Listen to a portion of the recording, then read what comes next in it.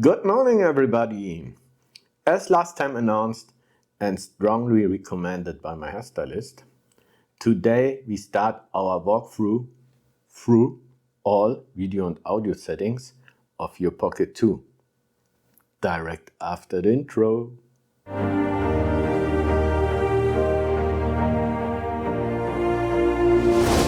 So, yes, and as the last time, I will separate it in different sections. And so now let's start. We swipe to the left and come to the menu where you can choose the modes. We start from top. Story mode. To be honest, I used the first 3 days, and then I never used it. So you can use some. You can switch between some different modes, but I can't remember what happened there. Try it by yourself, and it will be interesting for me. Maybe that works better than that I thought. Please write it in the comment section if you collect some experience with that story mode, so that creates a predefined story based on templates. Maybe that could be work better as in the past now. As mentioned before, that would be interesting for me if you collect some experience at that. Next point, Pano. Pano Mode. Pano Mode is very interesting. You can choose 2 different modes, 3x3 and 180 degrees. Start a countdown in a practical way. Put your Pocket 2 somewhere you want to shoot that. Choose which one. Set the countdown and then start. One short, hit the record button, go back to the main menu. The second one will start this Pano shot. I don't want to start it now, therefore we go to the next one. Photo. Okay, again switch to the left. In the photo mode, can switch between or choose between 2 ratios, 16:9, 4:3, and again the countdown. That's all here. And as explained in my last video, I always use the 60 megapixel setting for photo shooting, but I didn't shoot any photos since months.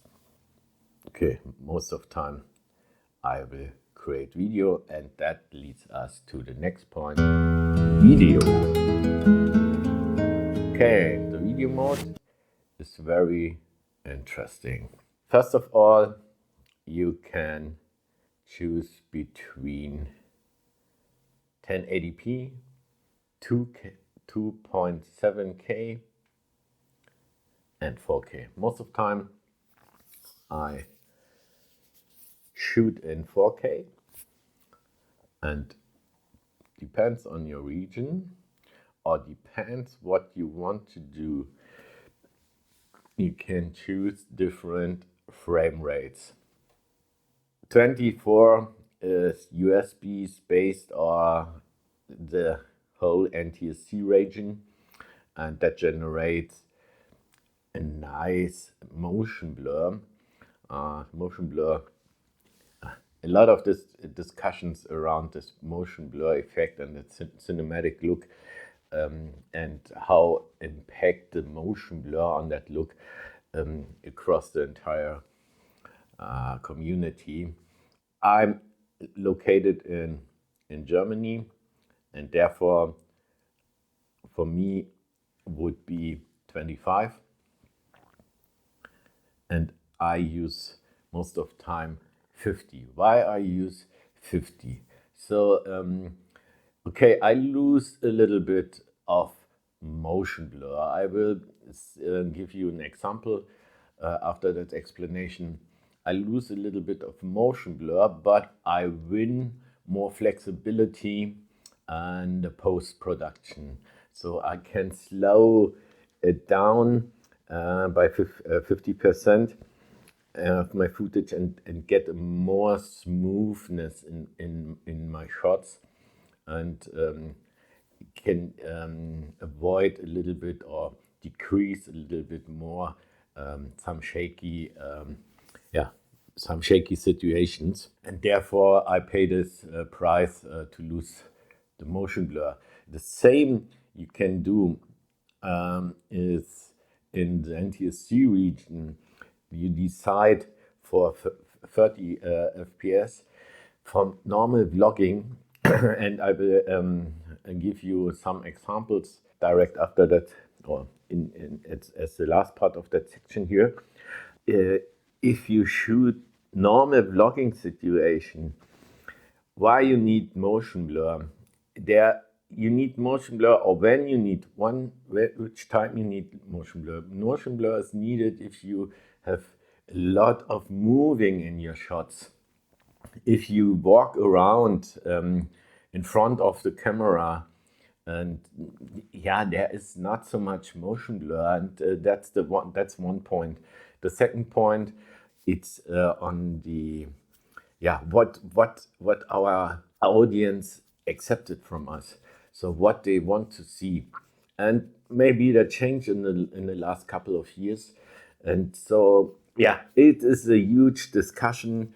Do it the way you want it, and so from my personal taste, or from my personal opinion, is for normal vlogging and shoots where not so much moving in it, 30 frames or 60 frames will will work well.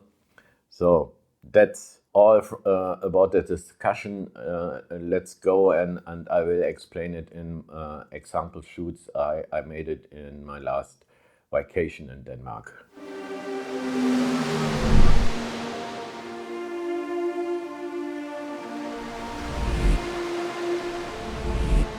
Okay, next one, HDR. And again, to be honest, the HDR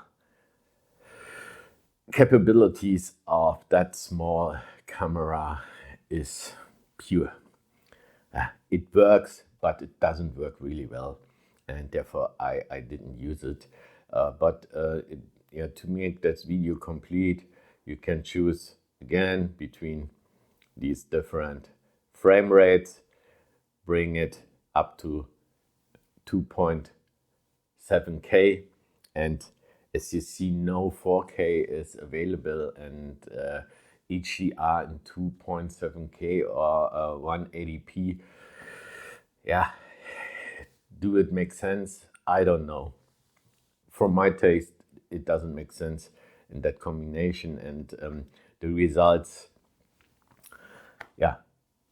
test it by yourself. Maybe that you like it. I didn't. Go to the next one. Slow mode. Oh, I like that slow-mo mode of that. Now we can come to capabilities of that small camera. I love it. It's pretty simple. It's only in 1080p, 1080p. But in that case, it doesn't matter. Again, at the end of the section, I bring some examples, and you can choose between 4 times and 8 times. Depends on your base settings. Let's go again. Sorry. 8 times. Go back. You have to, or you need to be aware. it switch your shutter speed because of the higher frame rate.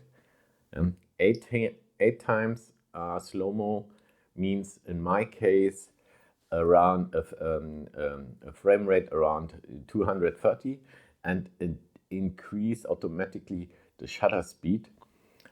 So that is what you expect, what everybody will expect, and in that case. But now there is, from my opinion, a little bug in the Pocket 2 firmware you need to be aware about. If you switch back to the video mode, let's say you want to go back to my normal settings, 4K, 50 frames per second, and see now what happens with the exposure. It doesn't switch back. You need to do it every time manual. It don't switch back automatically. As mentioned before, I guess that is a little bug in the firmware, but the results of the slow-mo, I'm completely happy with that. And so let's go and I will show you some short examples.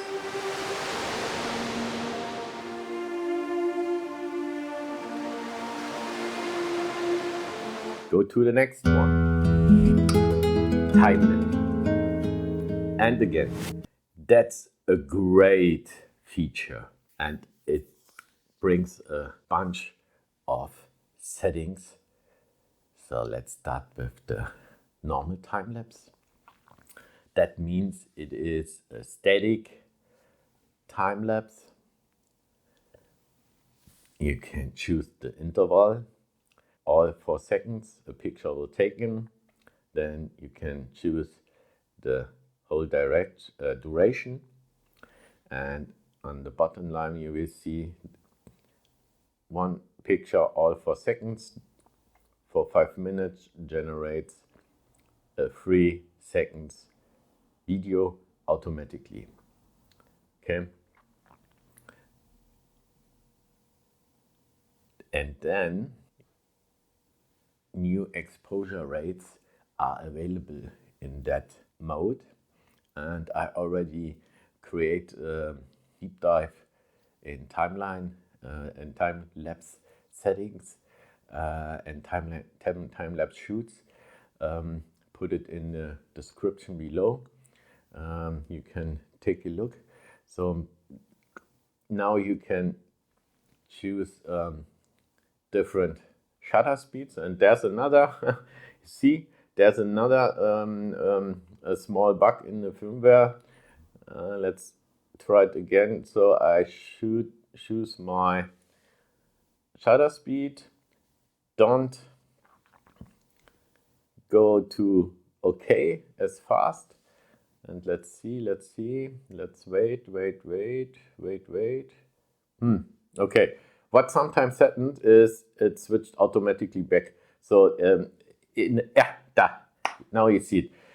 In the practice, at the first time I didn't realize that, and I thought I shoot in 1.4.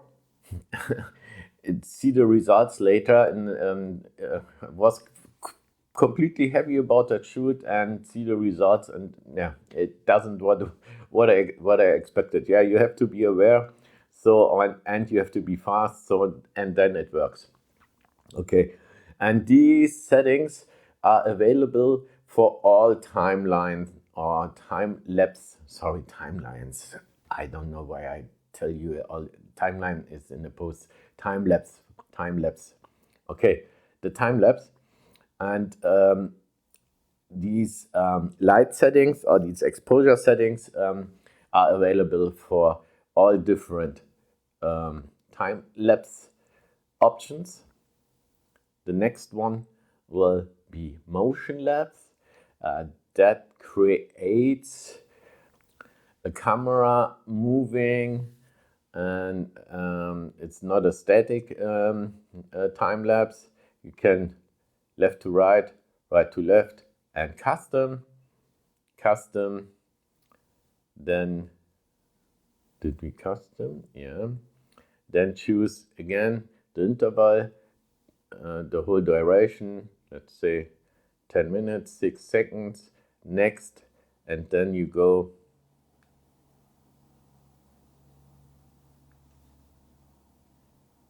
one,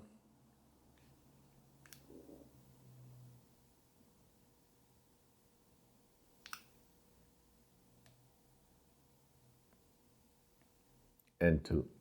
Bam. So then hit record and it will start. Okay, good.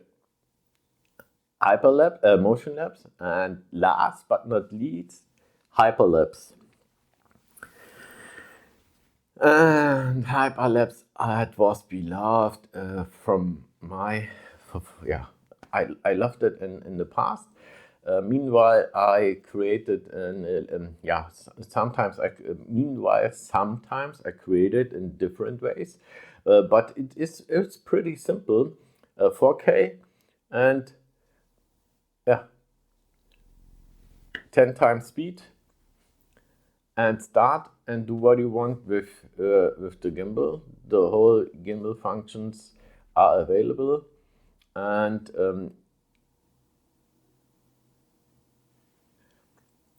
again, that increase the frame rate, that mode increase the frame rate and increase also or decrease also the shutter speed.